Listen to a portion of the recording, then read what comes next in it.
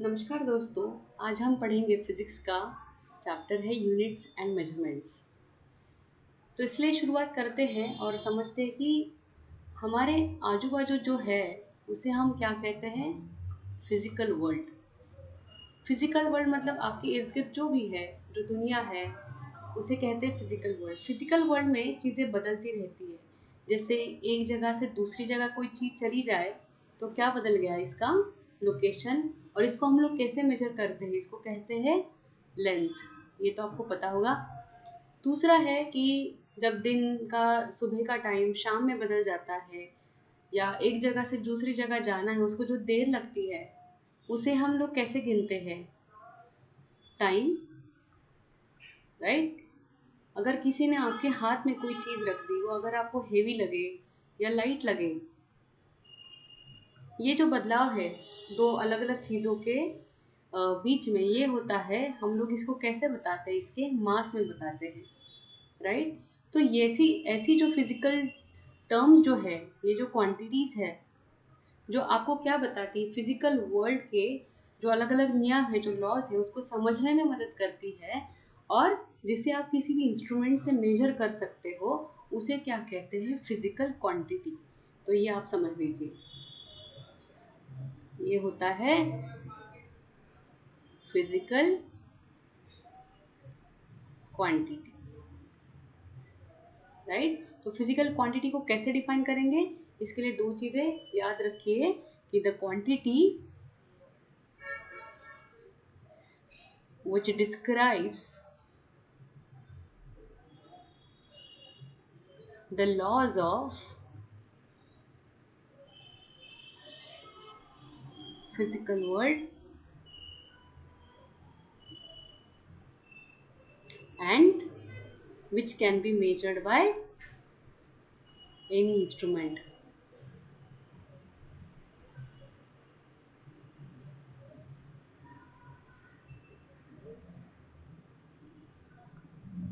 Instrument, right. So अभी क्या होता है कि ये जो चीज़ें हैं, यहाँ पे मैं जो ये कह रही हूँ कि laws of the physical world, so ये लॉज क्या होते हैं और ये ज़रूरी क्यों होते हैं। जैसे मान लीजिए कि एक चीज़ है जिसे अगर आप गिन ले, मान लीजिए कि कोई बॉडी हॉट है और कोई बॉडी कोल्ड है, तो इसके बीच वाला जो ये फर्क है, ये हम लोग कैसे मेजर करते हैं, इसको मेजर करते हैं टेम्परेचर में, राइट।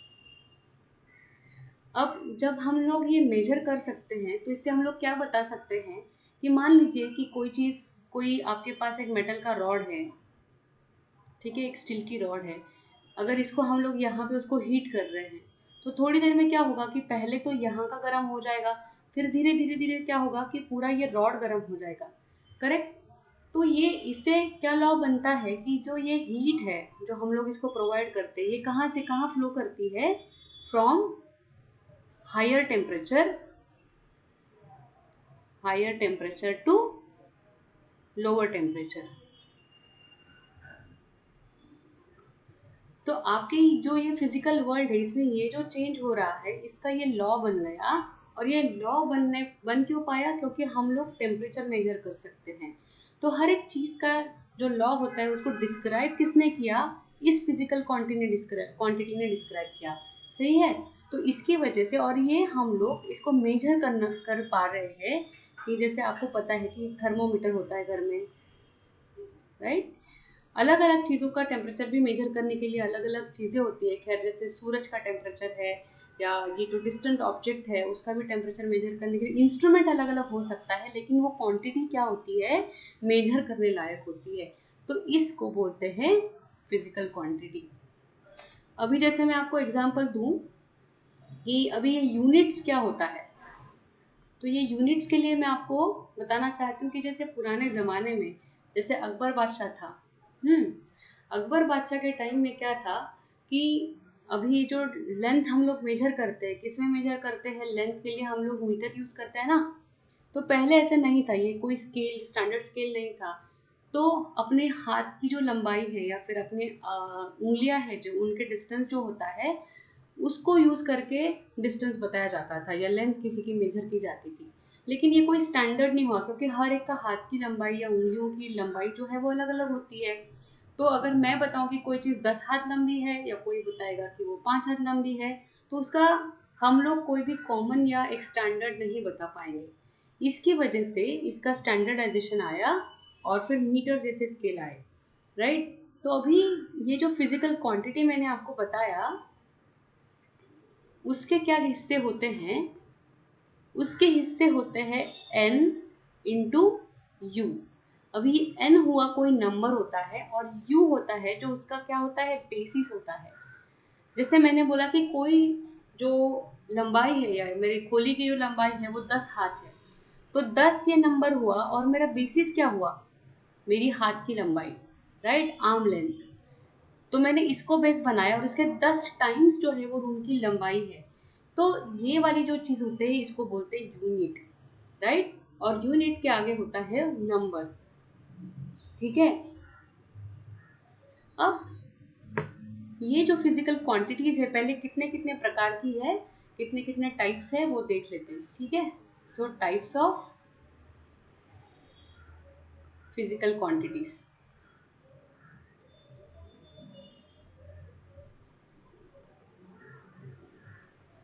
अभी इसमें पहले तो आपने अच्छे से आपको पता है वो होता है लेंथ,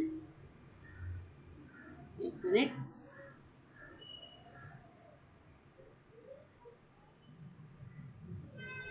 लेंथ। अभी लेंथ को हम लोग किस चीज में मेजर करते हैं, मीटर में, और मीटर का सिंबल होता है m। दूसरा है मास, मास को किलोग्राम में मेजर करते हैं, लिखते हैं kg।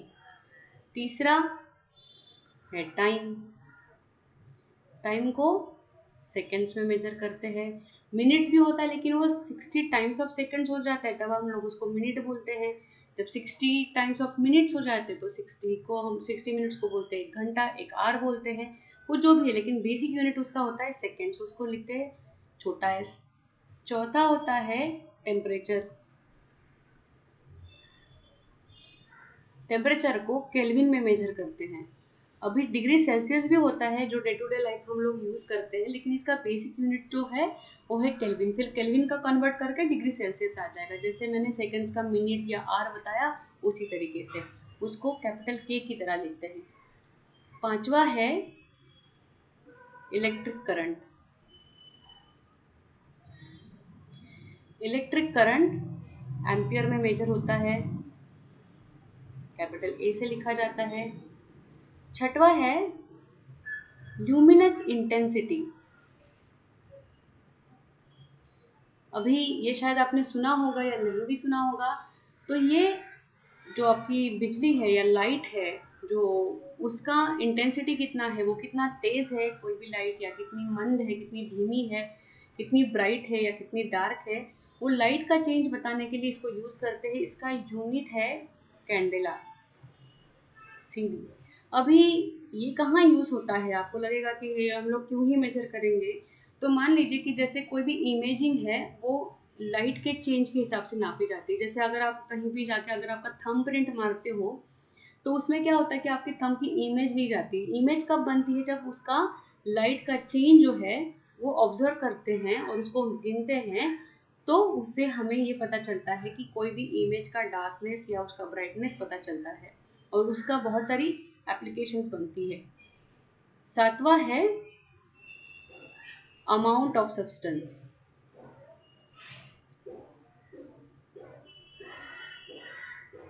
Amount of substance mole में गिनते हैं, MOL, राइट।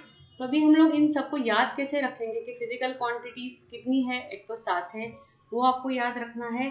तीसरा जो है आपको क्या याद रखना है कि इनके सबके नाम और सबके जो ये जो यूनिट्स है वो याद रखने हैं।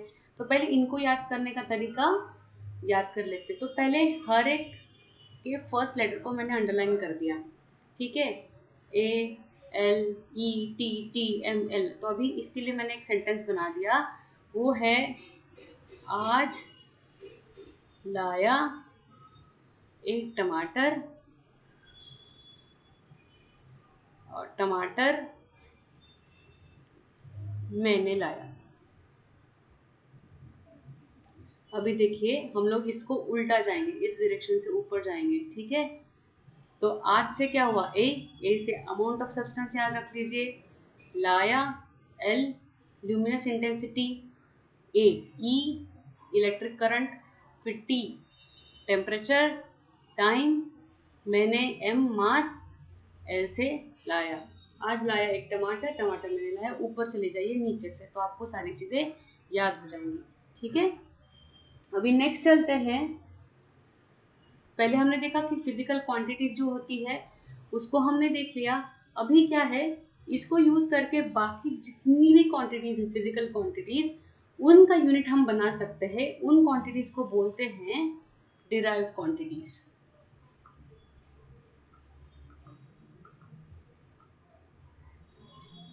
जैसे अभी मान लीजिए स्पीड है, स्पीड का फॉर्मूला क्या है, डिस्टेंस अपॉन टाइम। डिस्टेंस हम लोग गिनते हैं, ये लेंथ का यूनिट है मीटर और टाइम का सेकेंड, तो ये बन गया इसका यूनिट मीटर पर सेकेंड। वेलोसिटी किस में, वेलोसिटी या स्पीड किस में बोलेंगे, मीटर पर सेकेंड में, ठीक है। दूसरा है जो आपको पता है मोमेंटम होता है। अभी मोमेंटम का यूनिट, उसका फॉर्मूला क्या है, मास इनटू वेलोसिटी। मास का यूनिट क्या हुआ, केजी, इसका यूनिट हुआ वेलोसिटी का या स्पीड का मीटर पर सेकेंड, सो ये हुआ उसका यूनिट। इसको कैसे लिखते हैं, केजी मीटर सेकेंड, और इसका जो मीटर पर जो सेकेंड है, इसके अलावा इसको आप क्या कर सकते हो, इसका उल्टा कर सकते हो और सेकेंड के ऊपर -1 लगा सकते हो उसका पावर, ठीक है। तीसरा acceleration. Acceleration A is equal to क्या होती है, velocity upon time. Change in velocity upon change in time होता है हालांकि, लेकिन ये बेसिक फॉर्मूला याद रखते हैं। तो इसका यूनिट हुआ मीटर पर सेकेंड। फिर नीचे टाइम है, तो फिर से एक बार सेकेंड आ जाएगा, तो ये मीटर पर सेकेंड स्क्वायर आ जाएगा, या मीटर सेकेंड -2, सेकेंड का पावर -2 ऐसे भी लिख सकते हैं। चौथा फोर्स। फोर्स का है मास इनटू एक्सलरेशन, करेक्ट। सो मास का यूनिट हुआ केजी, इसका मीटर पर सेकेंड स्क्वायर, तो इसका है KG metre second raise to -2। तो इस तरीके से जो 7 क्वांटिटीज हमने पहले देखी, उसको यूज करके हम लोग क्या है, कोई भी डिराइव्ड क्वांटिटी यूज कर सकते हैं। और एक चीज है जिसको क्या है, उसको बोलते हैं सप्लीमेंट्री फिजिकल क्वांटिटीज। देखिए सप्लीमेंट्री फिजिकल क्वांटिटी, अभी ये क्या होती है, सप्लीमेंट्री फिजिकल क्वांटिटी, ठीक है, शॉर्ट में लिख देते हैं। तो सप्लीमेंट्री फिजिकल क्वांटिटीज दो ही है, बहुत ही सिंपल है याद रखने के लिए। एक है एंगल, एंगल का जो यूनिट होता है वो होता है रेडियन, और उसको RD इस तरीके से लिखते हैं, RAD, सॉरी, इसको ठीक कर लेते हैं, RAD, ठीक है। तो एंगल तो आपको पता होगा कि अगर ये दो लाइन है, इसके बीच में जो सबटेंड हुआ है, इसको थीटा बोलते हैं, और उसका अगर ये आर्क है, तो आर्क अपॉन उसकी जो आर्म लेंथ होती है, मतलब ये जो डिस्टेंस है, सो ये डिवाइडेड बाय ये बनता है उसका एंगल थीटा, करेक्ट। और एक होता है सॉलिड एंगल।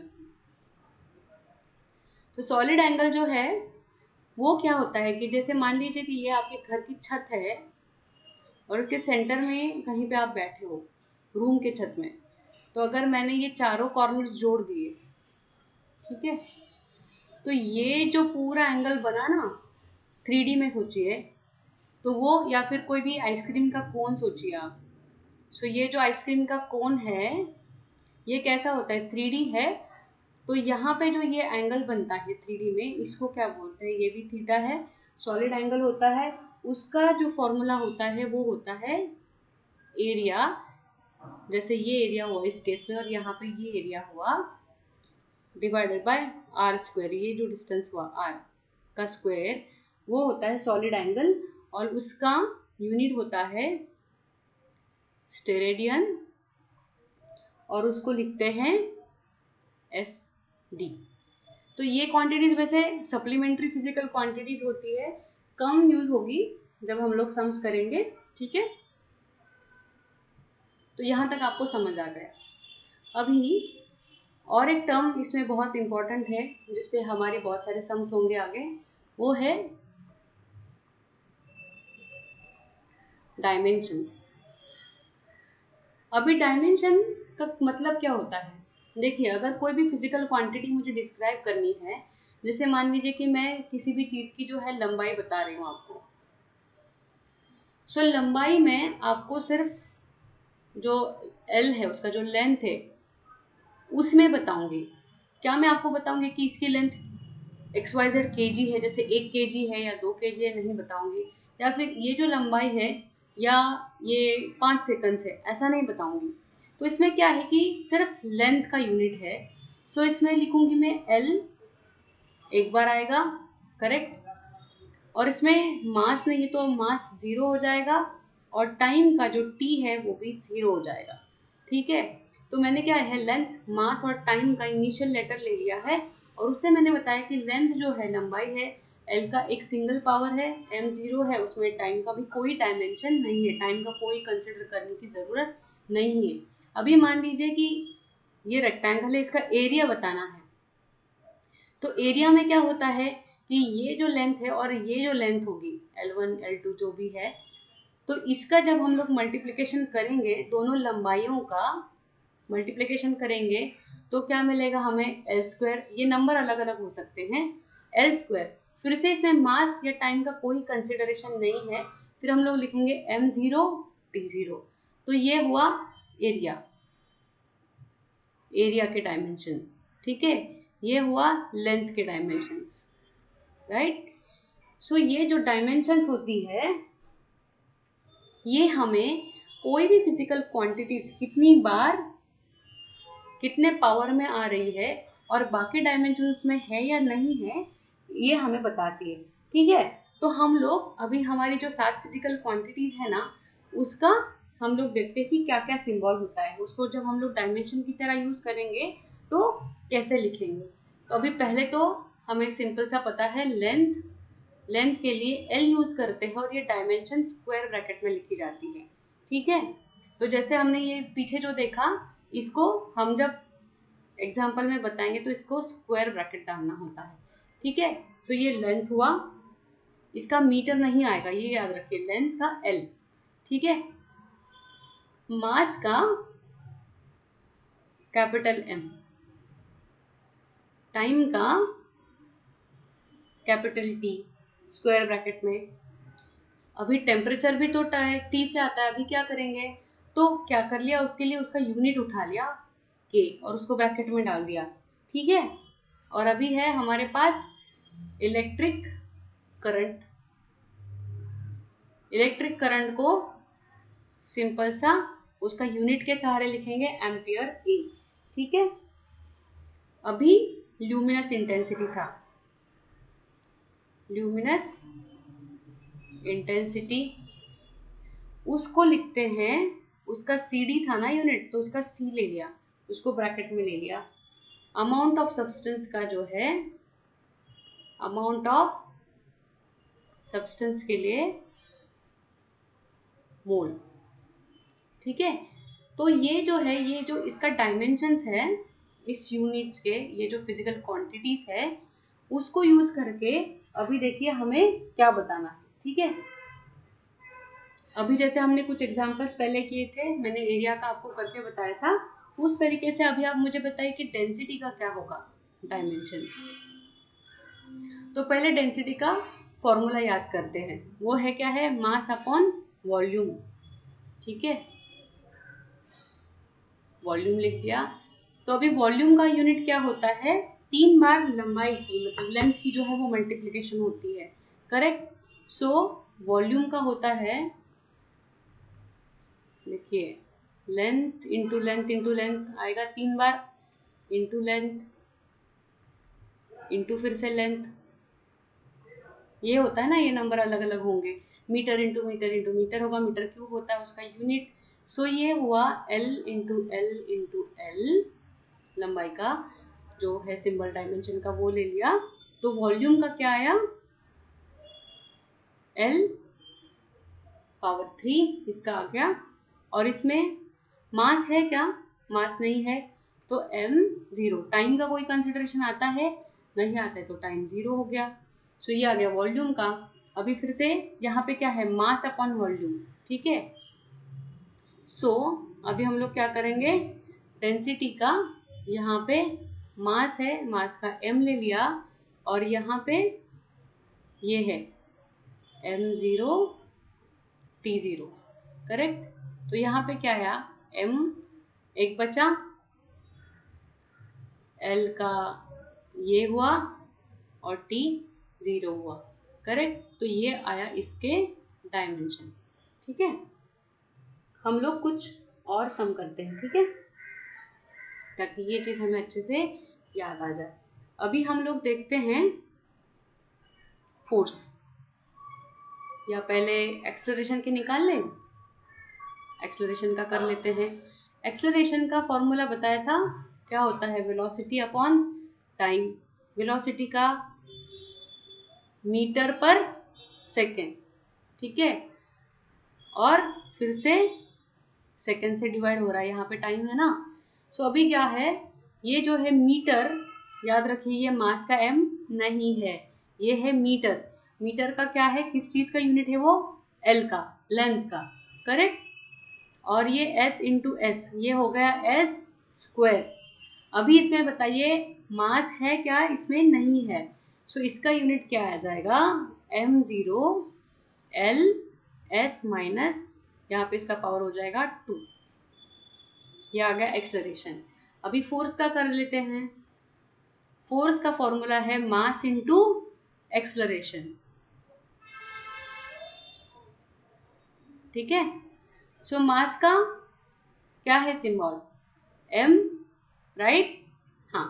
और इसका हमें ये पता चल गया, इनटू ये जो है m0 L s माइनस 2। अभी ये पावर जो है वो ऐड हो जाएंगी, तो यहाँ पे क्या आ जाएगा, m L s पावर इसका -2 आ जाएगा। ये हुआ हमारे फोर्स के डायमेंशंस। याद रखिए ये क्या है, डायमेंशंस। डायमेंशंस हमको ये याद दिलाते हैं कि इसमें एक बार मास आएगा, एक बार इसमें लेंथ आएगी, और इसका बटे 2 पावर जो है वो सेकेंड स्क्वायर आ जाएंगे, डिवाइड बाय करेंगे तो, राइट। तो इससे हम लोग इसका यूनिट भी निकाल सकते हैं, और यूनिट से इसका डायमेंशंस निकाल सकते हैं। इसका क्या आ जाएगा यूनिट, मास का केजी, इसका मीटर पर सेकेंड स्क्वायर, करेक्ट। ये हुआ फोर्स का यूनिट, है ना, और ये हुए उसके डायमेंशंस, ये हुआ यूनिट, ओके। ये आप याद रखिए, ठीक है। तो अभी और एक मजेदार चीज करते हैं, ठीक है। अभी हम लोग 3 चीजों के यूनिट्स फाइंड आउट करते हैं। एक है वर्क, इसके डायमेंशंस हम फाइंड आउट करेंगे। फिर दूसरा है पोटेंशियल एनर्जी, और तीसरा काइनेटिक एनर्जी, ठीक है।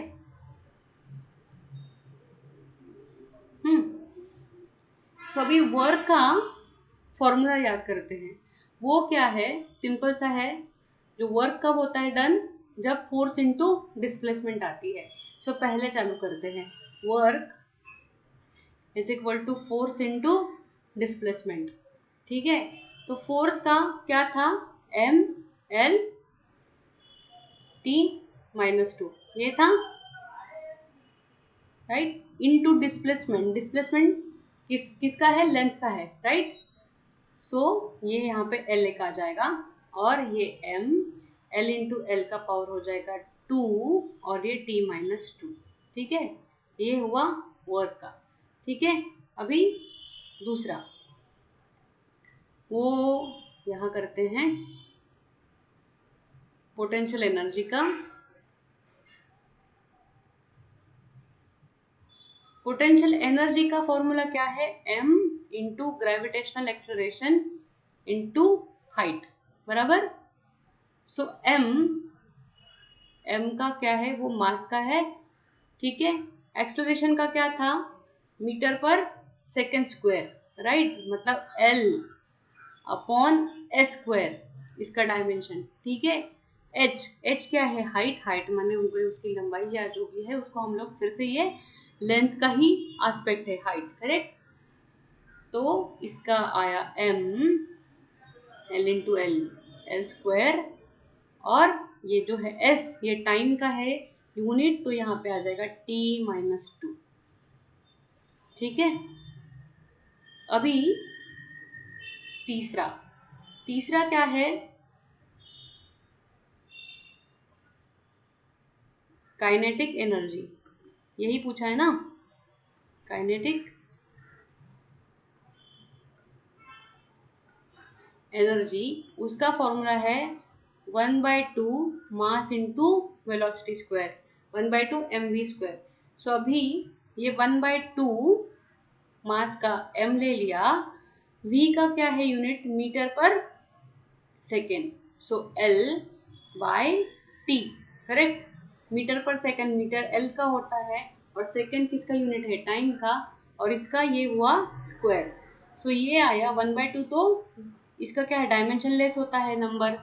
तो अभी हमारे डायमेंशंस क्या आए, m l स्क्वायर, और t जो नीचे है उसका स्क्वायर हो जाएगा, ऊपर ले गए तो -2 हो जाएगा, राइट। सो अभी आप देखिए कि ये जो है वर्क, पोटेंशियल एनर्जी और काइनेटिक एनर्जी, सबके डायमेंशन जो है वो सेम आए। इससे क्या लॉजिक आपको पता चलता है कि वर्क और किसी भी तरह की जो एनर्जी है वो सेम होती है। जहां पे वर्क है, वर्क और एनर्जी का यूनिट क्या है या जो डायमेंशन है वो होती है सेम, करेक्ट। अभी सबसे इंपॉर्टेंट चीज सीखते हैं, वो है प्रिंसिपल ऑफ होमोजेनिटी, ठीक है। ये हमें क्या बताती है, एकदम simple, only similar physical quantities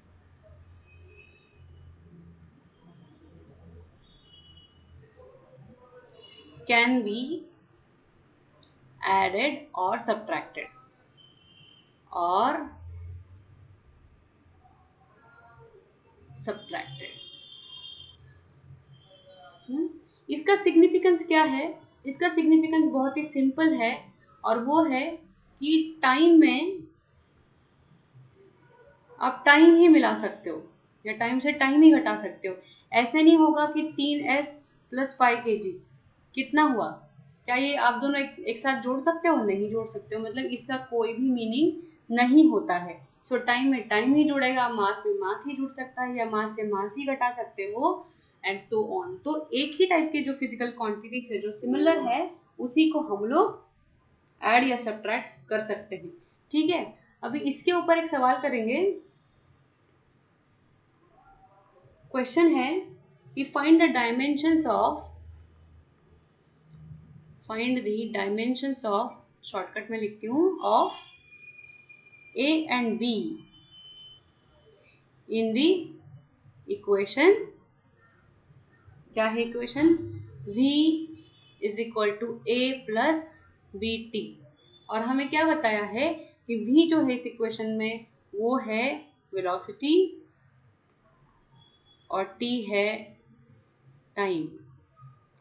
सिर्फ इस इंफॉर्मेशन के साथ में हमें A अगर ये कोई क्वांटिटी होगी फिजिकल क्वांटिटी और B है इस इक्वेशन में, उसके हमें डायमेंशंस बनाते हैं, ठीक है। अभी V जबकि वेलोसिटी है उसके डायमेंशंस क्या होते हैं, मीटर पर सेकेंड, मीटर लेंथ का है, याद रखें। मीटर जब आएगा तब m गलती से मत लिख देना, सो ये है मास, इसमें नहीं है, मास 0 है, L1 है और T नीचे है तो वो ऊपर आके -1 हो जाएगा। ये is equal to A plus BT, ये इक्वेशन है। अभी आप देखिए कि ये जो प्रिंसिपल है ये क्या बताता है कि सिर्फ सिमिलर फिजिकल क्वांटिटीज ऐड या सब्ट्रैक्ट हो सकते हैं। यहाँ पे एडिशन है, एडिशन होने के बाद में ये जो क्वांटिटी बनेगी फिजिकल क्वांटिटी, इसका डायमेंशंस क्या होगा, यही होगा। डायमेंशंस मतलब जो इसका यूनिट होगा वो यही होगा, मीटर पर सेकंड ही होगा, तभी इसका एडिशन हुआ है। तो इसका मतलब क्या होगा कि ये जो ए है इसके फिजिकल डायमेंशन क्या है, यही है। सो ए का तो हमें मिल गया, metre raise to 0 L1 T -1, ठीक है। अभी BT का भी यही होगा, तभी दोनों ऐड करके ये आया। सो BT जो है, BT इक्वल टू इसका फिर से M0 L1 T -1, T यहाँ पे टाइम है, ठीक है। सो टाइम का क्या आता है, कैपिटल T आएगा, वो हम लोग यहाँ से उठा के यहाँ ले लेंगे, M0 L1 T -1 divided by ये कैपिटल T, ऊपर लेके जाएंगे तो क्या आएगा, M0 L1 T -2। ये हुए हमारे B के डायमेंशंस। तो हमें ये पता चल गया ये प्रिंसिपल की वजह से कि A का क्या होगा, M0 L1 T -1 और B का क्या आया, M0 L1 T -2। ये आ गए इसके डायमेंशंस, ठीक है। अगला सवाल करते हैं, dimensions of A and B क्या है, इसके डायमेंशंस क्या है। इक्वेशन दिया गया है A - T² अपॉन BX। इसमें ये बताया गया है कि P है प्रेशर, ये पता होना चाहिए ना कि P क्या है, ठीक है। T इसमें है टाइम इस इक्वेशन में, और X है डिस्टेंस, ठीक है। अभी ये इंफॉर्मेशन यूज करके हमें बताना है A एंड B का डायमेंशंस क्या है, ठीक है। सो इसको स्टार्ट करते हैं। P है प्रेशर, प्रेशर का फॉर्मूला है फोर्स अपॉन एरिया, इसका यूनिट है kg मीटर पर सेकंड स्क्वायर, kg का m, मीटर का l, सेकंड स्क्वायर नीचे है तो ये है s नहीं आएगा, यहाँ पे आएगा t, याद रखिए ये गलती मत करना। तो ये हुआ इसका डायमेंशंस। एरिया है लेंथ का स्क्वायर L2, M0 और T 0 ही है, तो इसका क्या आएगा, यूनिट जो डायमेंशन है M1 L, ये ऊपर जाएगा, ये आएगा -1, 1 - 2 हो जाएगा, पावर के सिंपल रूल लगाने हैं, और ये आएगा T -2। ये हमें आ गया प्रेशर का डायमेंशंस। अभी इससे हमें इसका बताना है, ठीक है। अभी इस इक्वेशन में देखिए कि A को, ये जो A है इससे -T² किया गया है, इसका सब्ट्रैक्शन किया गया है। ये जो T² से ये सब्ट्रैक्शन कब पॉसिबल है, जब दोनों का यूनिट सेम हो, जो ये दोनों फिजिकल क्वांटिटी सेम होना चाहिए। तो इसका T² का यूनिट जो है सेकंड स्क्वायर आएगा, उस तरीके से A का भी सेकंड स्क्वायर ही होगा, तभी दोनों का सब्ट्रैक्शन हुआ है। ये प्रिंसिपल ऑफ होमोजेनिटी हमने यहाँ पे अप्लाई किया, ठीक है।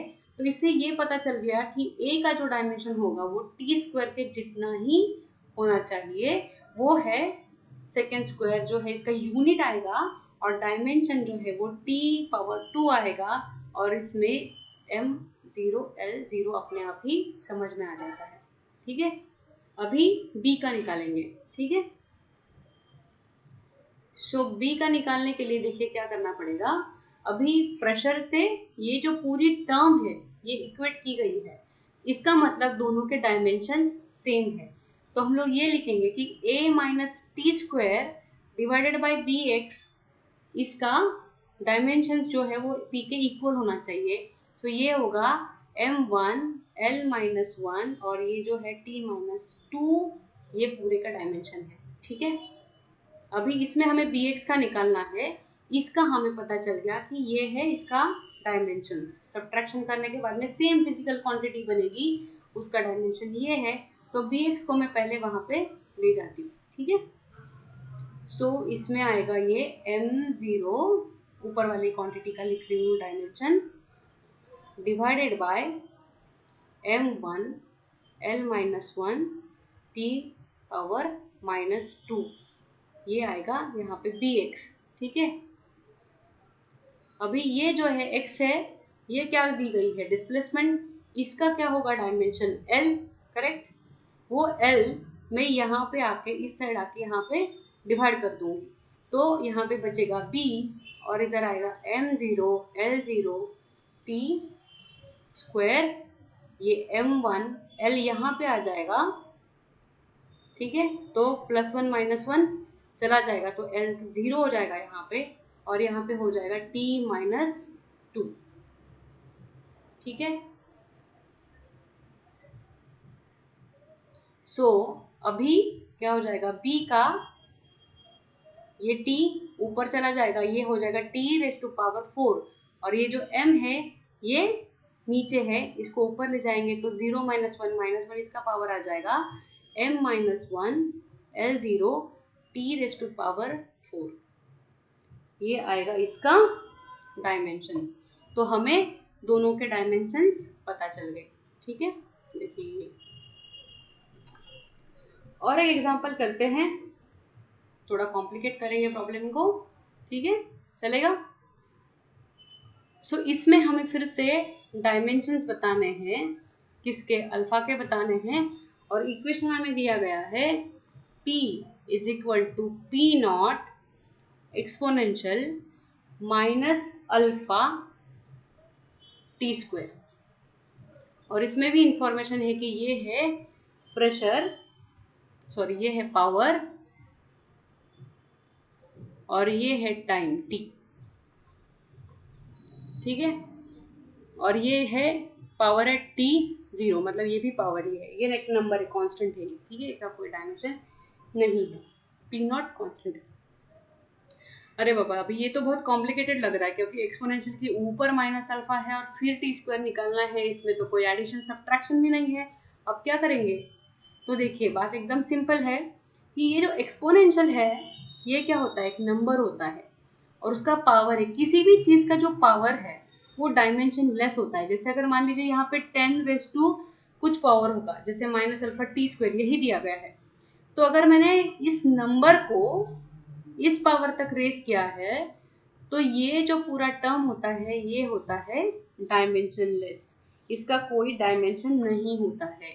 तो डायमेंशन लेस क्वांटिटी कैसे लिखी जाती है, जिसमें मास भी 0 होगा डायमेंशन वाइज, एल भी 0 होगा, टी भी 0 होगा, सिंपल सा हो गया सवाल। तो ये जो नंबर है अभी -अल्फा t² डायमेंशन लेस है,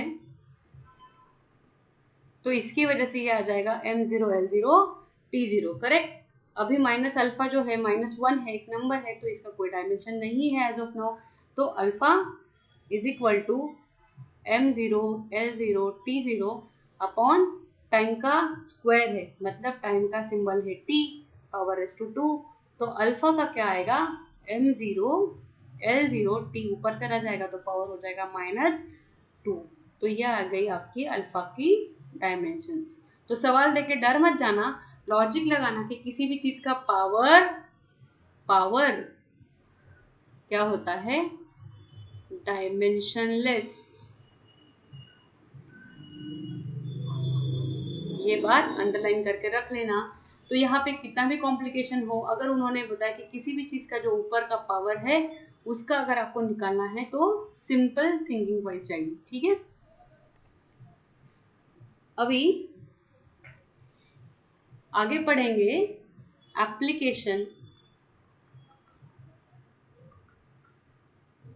applications of dimensional analysis.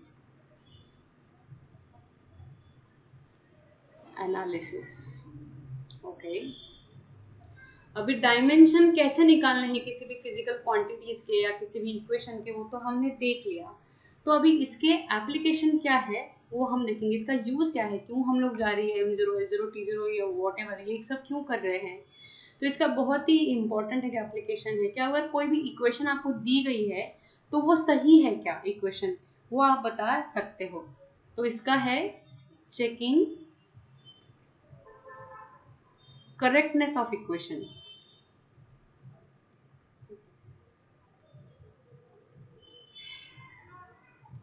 Equation. Generally ये आपको वर्ड में ऐसे लिखने के लिए कोई पूछेगा नहीं कि इसके एप्लीकेशंस क्या है ये बताइए, लेकिन आपको अप्लाई करने के लिए आपको एग्जांपल्स आ सकते हैं। जैसे अगर आपको ये एग्जांपल दे दिया कि s is equal to ut plus at², ये इक्वेशन दे दिया गया है, क्या ये सही है? ये अगर आपको बताना है तो आप इसको कैसे बताओगे? तो इसमें आपको ये बताया गया है कि s है, ये है डिस्प्लेसमेंट, u है वेलोसिटी, ठीक है, t दिया गया है टाइम और a एक्सलरेशन। तो इक्वेशन दिखने में इतनी सिंपल तो नहीं लग रही है, क्योंकि वेलोसिटी में इन्होंने टाइम मिला दिया है, इंटू कर दिया है, और एक्सलरेशन में टाइम का स्क्वायर इंटू कर दिया है, और उसका इक्वेशन किसके साथ जोड़ दिया है? डिस्प्लेसमेंट के साथ जोड़ दिया है। ऐसे नहीं है कि वेलोसिटी में वेलोसिटी मिलाई गई है, v is equal to v1 plus v2 किया है, या टाइम में टाइम मिलाया गया है। सिंपल सा इक्वेशन या सिंपल सी एडिशन नहीं लग रही है। तो ये आपको बताना है कि आपको जो डायमेंशन वाइज देखना है कि ये जो इक्वेशन बनाया गया है क्या ये डायमेंशनली करेक्ट है, या इक्वेशन करेक्ट ऐसे इक्वेट कर सकते हैं क्या, ये आपको देखना है, ठीक है। तो हम लोग इसको चेक करेंगे। अभी इसका जो है डिस्प्लेसमेंट का यूनिट क्या है? मीटर। मीटर किस चीज का डायमेंशन होगा? एल का। यूनिट किसका है? एल, लेंथ का है। सो इसका आएगा, फिर से लिखिए m0 l, और यहाँ पे t0 आएगा, ठीक है। तो वो सेम अगर यहाँ पे आता है तभी ये दोनों क्वांटिटीज ऐड हो सकती है, राइट। ये हमने देख लिया प्रिंसिपल होमोजेनिटी के सहारे, राइट। तो हम लोग ut का यूनिट निकालेंगे, ut के डायमेंशंस निकालेंगे। देखिए u है वेलोसिटी, मीटर पर सेकेंड, सो मीटर l और ये t-1। देखिए ऐसा हो सकता है जैसे मेरे साथ हो रहा है t-1, आप ध्यान दे रहे हो ना, ठीक है। सो m0 l और पावर है जो है t-1, ये आ गए इसका u का डायमेंशन इनटू t है, ठीक है। सो देखिए m0 t-1 प्लस 1 क्या हो जाएगा? 0 हो जाएगा पावर इसका। सो m0 l1 t0 आ गया ut, ठीक है। अभी इसमें ऐड किसको किया गया है? at² को। सो at² का भी यही आना चाहिए जो इस साइड का है, जो लेफ्ट हैंड साइड का है, डायमेंशंस वही at² का आना चाहिए। आ रहा है क्या? दिखते हैं, ठीक है। तो a है एक्सेलरेशन, एक्सेलरेशन क्या है? मीटर पर सेकंड स्क्वायर, सो l t-2 है, मास नहीं है इसमें, ठीक है। तो ये एक्सेलरेशन का डायमेंशंस आ गया, ठीक है। इनटू क्या है? t², t power rays to 2, ठीक है। सो m0 l1, ये -2 + 2, इसका पावर आ जाएगा 0, यह भी है 0। इसका मतलब क्या है कि ये भी निकल के आता है at²। ये जो टर्म है इसका डायमेंशंस भी सिर्फ लेंथ आया, ut का भी सिर्फ लेंथ आया, और उसका इक्वेशन जो है डिस्प्लेसमेंट के साथ जो भी एक लेंथ है वो इक्वेशन क्या है? सही है। अभी बाद में अगर इसमें नंबर्स होंगे तो नंबर वाइज ये इक्वेशन करेक्ट है या नहीं है वो अलग बात है, लेकिन देखने से ये इक्वेशन करेक्ट लगती है या नहीं है ये आप बता सकते हो। इसकी दूसरी एप्लीकेशन है जो है कन्वर्जन। यूनिट को एक से दूसरे में कन्वर्ट कर सकते हो आप, ठीक है। अभी अगर मैंने आपको बताया कि किसी रूम का जो एरिया है, ठीक है, वो एरिया है 10 सेंटीमीटर स्क्वायर, ठीक है। अभी इसको हम लोग डायमेंशन के सहारे कैसे कन्वर्ट करेंगे? सो 10 है, सेंटीमीटर जो होता है वो क्या होता है? 0.01 मीटर होता है, करेक्ट। मतलब 100 सेंटीमीटर्स को मिलाएंगे तो क्या आता है? 1 मीटर, ठीक है। सो 1 सेंटीमीटर क्या हुआ? इसका 100वां हिस्सा, इसका 100th जो हिस्सा है वो आएगा मीटर का, वो होगा 1 सेंटीमीटर, ठीक है। सो हम लोग क्या करेंगे यहाँ पे? Divide by 100, centimetre into centimetre है, देखिए सेंटीमीटर इंटू सेंटीमीटर है, इसके लिए ये 2 बार होगा। ठीक है, ये 1 बार मीटर आया और ये 1 बार मीटर आया। ठीक है, सो ये हुआ 10,000। सो 1/10 ये 1 बार कटेगा। ठीक है, सो ये हुआ, ये ऊपर जाएगा तो 10⁻³ मीटर स्क्वायर होगा। ठीक है, सो इस तरीके से जो डायमेंशन है वो आप यूनिट के कन्वर्जन के लिए यूज कर सकते हो। ये इसका एक एप्लीकेशन है। ठीक है, मतलब किसी भी चीज में अगर एक यूनिट दिया गया है उसको मीटर में कन्वर्ट करना है, और वो जैसे अगर मान लीजिए इसका ये एक एग्जांपल है टी।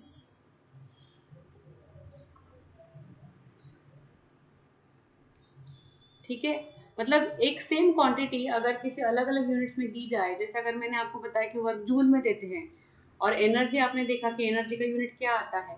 ठीक है, तो वो जो चीज है वो इक्विटेबल है या नहीं है, वो एक दूसरे में कन्वर्ट हो सकती है या नहीं है। जैसे यहाँ पे क्या है, ये है टाइम है।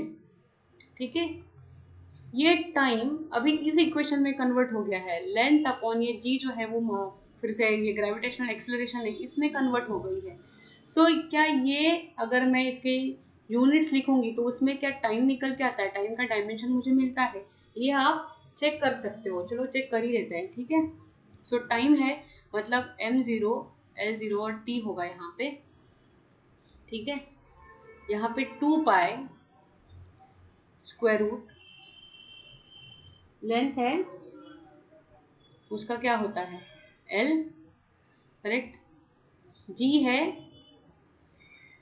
मीटर पर सेकेंड स्क्वायर, करेक्ट। सो मीटर का होता है l सेकेंड स्क्वायर, मतलब यहाँ पे आ गया -2, 2π अंडर रूट l से l कट जाएगा और ये ऊपर चला जाएगा तो s है ये t का डायमेंशन, तो t का स्क्वायर आ जाएगा। उसका रूट क्या आएगा, यहाँ पे मिलेगा मुझे 2π, जो एक नंबर है जो डायमेंशनलेस है ये याद रखना, और t का पावर 2 है उसका रूट निकालेंगे तो क्या मिलेगा, t मिलेगा। तो डायमेंशंस क्या बने इस साइड के, मास नहीं है, लेंथ भी नहीं है, और t का सिर्फ एक पावर है। तो अगर दोनों के साइड्स अगर बैलेंस हो सकते हैं इसका मतलब ये इक्वेशन सही है, और ये टाइम जो है वो इस पर्टिकुलर फॉर्मूला में कन्वर्टिबल है। ठीक है, आज के लिए इतना ही। Thank you so much.